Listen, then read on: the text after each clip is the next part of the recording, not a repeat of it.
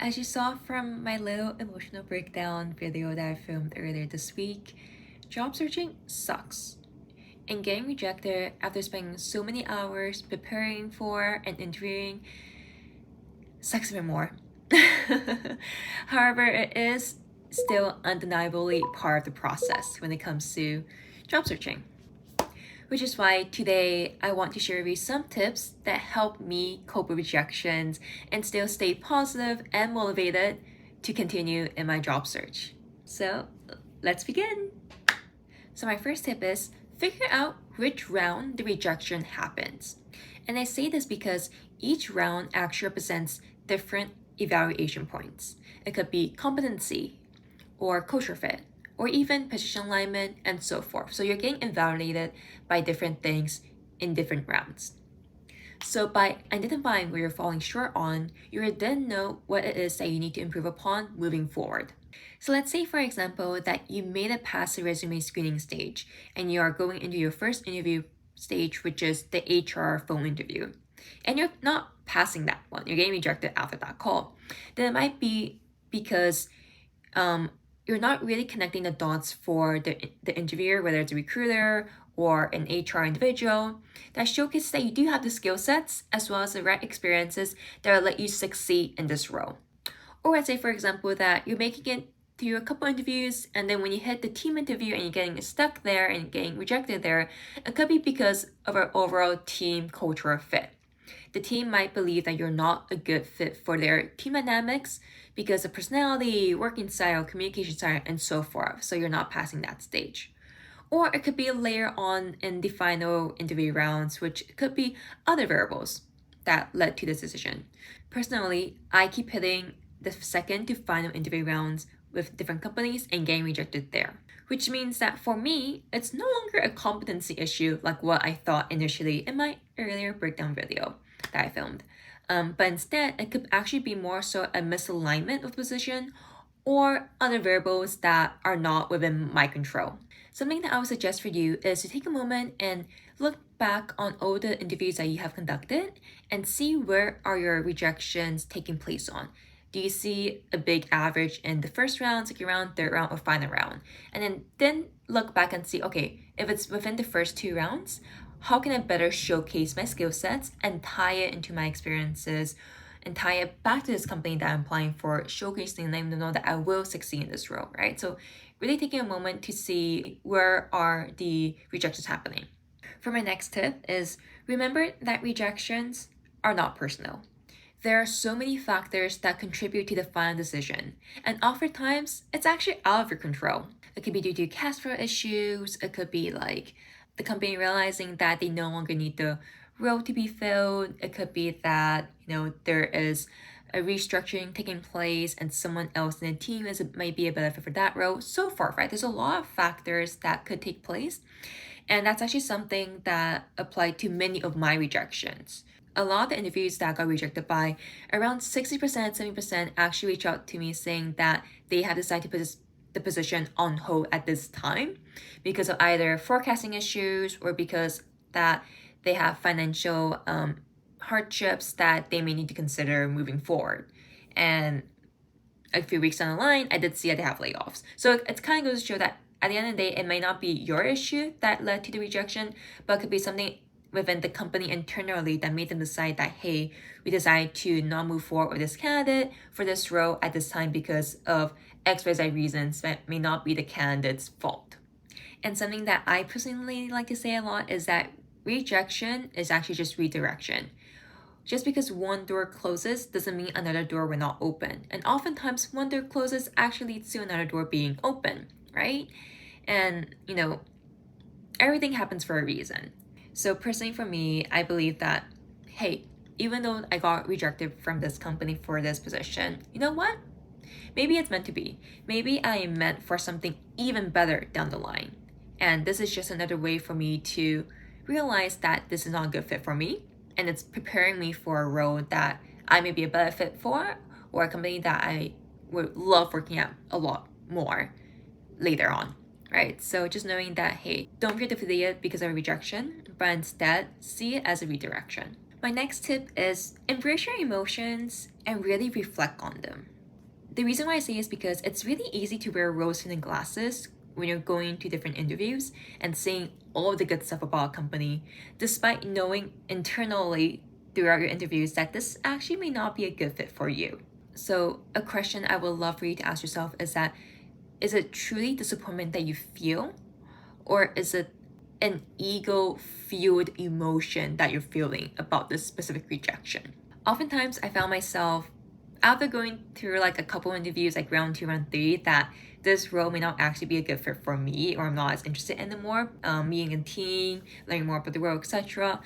However, due to feelings of scarcity and fear, I still want to get the offer, regardless, just so I have something.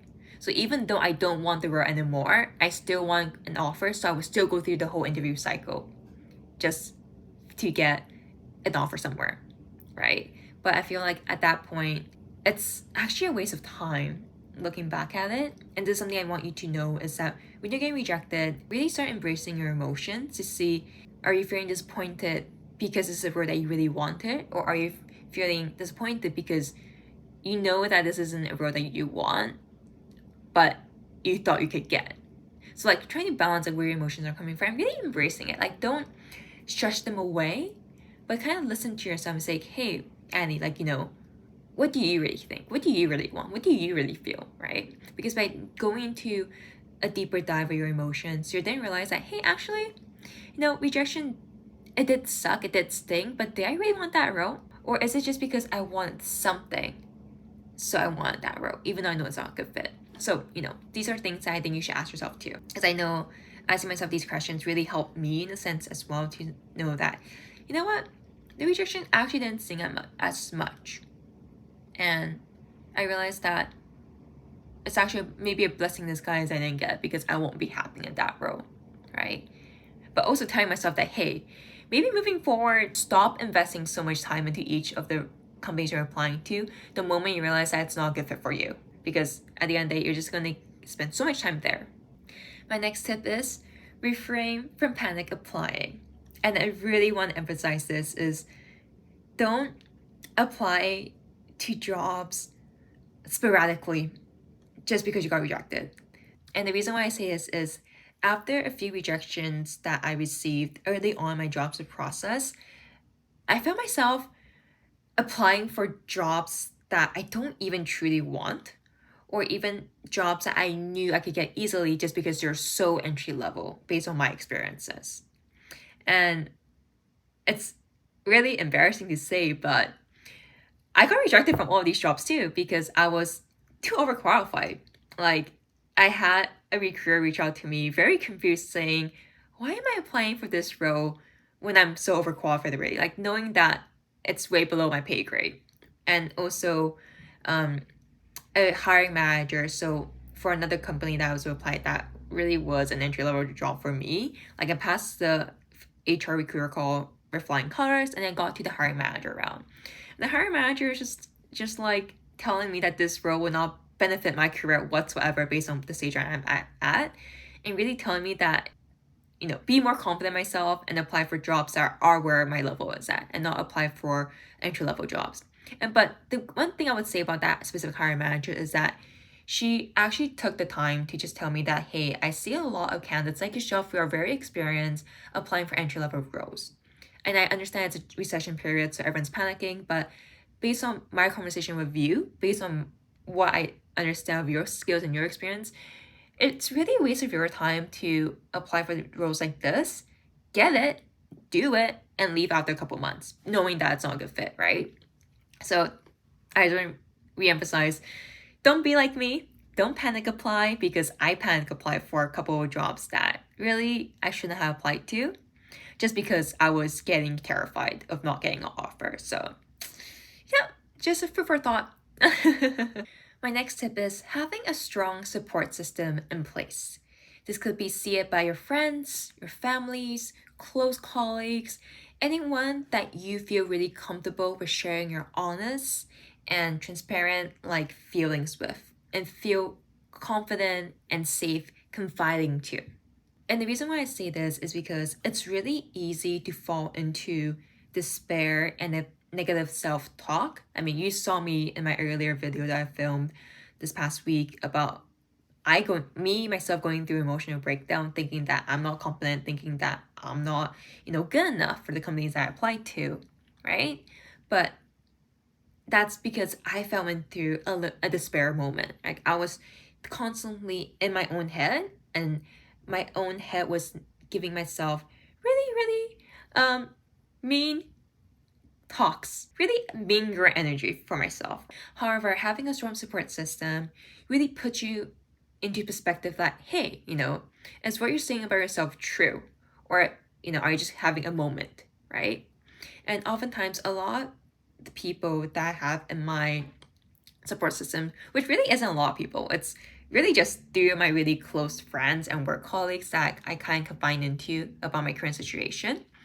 And they really showed me a lot of love and, really reassured me in my abilities based on their own experience with me, right? So, for example, like my co-founder and amazing person, I love her so much to a T, like she was pretty much like, Annie, shut up, okay? Everything that you're saying does not make sense whatsoever. You're competent. I worked with you. You're very, very capable. Do not let a couple rejections steer you away and make you feel like you're worthless.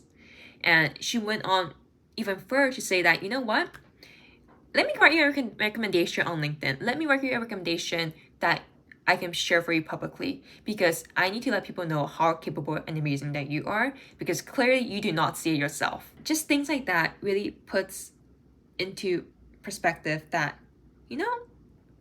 maybe I'm not as terrible as I think I am. Maybe I am competent. Maybe I am having the skills. And it's just a couple of rejections that really defeated and deflated my confidence in myself, right? So having a really strong support system, really, really, really helped me during my job search. So it's also something that I would say that you could look into having. I know, like for myself, I do not have any of my family members in my support system just because it's hard having them in there, as there's the culture differences, the language differences, and so forth. And I know that my mom would be like, just apply for any job, whether or not you get it, just apply for any job. It could be entry level, just go for it. It's better to have a job than not have a job. Whereas a lot of my other closer colleagues would be more saying that, apply for the right job. It might take a bit longer, but you'll be a lot happier, right? So figuring out what type of emotional support you need and building that support circle around yourself. And my next tip is take a break, mentally, emotionally, and physically speaking. As you know, job search is like a full-time job. It requires so much time and energy from you. And if you're in a position where you have a full-time job already and you're hoping to job search on the side, again, it's so important to make sure that you're taking a break. You're making time for yourself to rest, as well as making time for yourself for your hobbies. Whether it's going for a hike, reading a book, going out with friends, making sure that you're taking time away from just always being on the go of applying for jobs, but to focus on resting and enjoying life. I can confidently assure you that you will feel so much more rejuvenated by the end of this process and feel more energized to continue with a job search just because you took some rest. For me, when I was doing my job search, I was always on the go. Like, I cannot rest until I get a job. I cannot rest until I get an offer. And at the end of the day, I burnt out. Like, I seriously burnt out from it. And I realized that, when I actually took some time for myself to go on a hike during a really nice sunny day, like, I felt so rejuvenated and so energized to, like, succeed and, like, excel in the day after, to work on the things I have on my plate, which is job searching. So yeah, like, really, really take the moment to spend time resting and making time for your hobbies. Don't just constantly be on applying for jobs over and over again, especially when you have a full-time job already and job switching on the side. You want to make sure that you're not burning yourself out. Yeah, so that is my tip for taking a break. And yeah, so those are my 6 tips for you on how you can cope with rejections and still feel positive and motivated to move forward. At least this is something that helped me a lot, so I love to share my experiences with you on that part. But also let me know in the comments if there's anything else that you also have done that really helps you stay motivated through your job search and better cope with rejections. Or let me know in the comments as well if there are anything that I mentioned in my tips that you really resonated with. Yeah, so I'd love to hear about that. But essentially, this is the first video of my career diaries, which I'm planning to film and upload every month. Hopefully Annie does not put this on her backlog and like take forever to edit this video, and hopefully it does go up in September. If not, hopefully it goes up sooner than later. It was at this moment that she knew she fucked up. Yeah, so essentially this series will document the highs and the lows of my career journey, as well as my learnings along the way. If you enjoyed this raw, honest, but still value-filled content, please give this video a like, click the subscribe button, as well as the notification bell to be the first to hear when my next video for this career diary series comes out. Awesome! So thank you again for watching this video. If you're still in the job search stage and going through like the process, I just want to say we got this. Don't lose hope. I'm sure you and I will find a job in no time, and it will be a job that we both really look forward to and really hit what we're looking for and all of our must-haves in this role. So don't lose hope. We got this, and yeah, I'll keep you posted on my job search process in my video next month.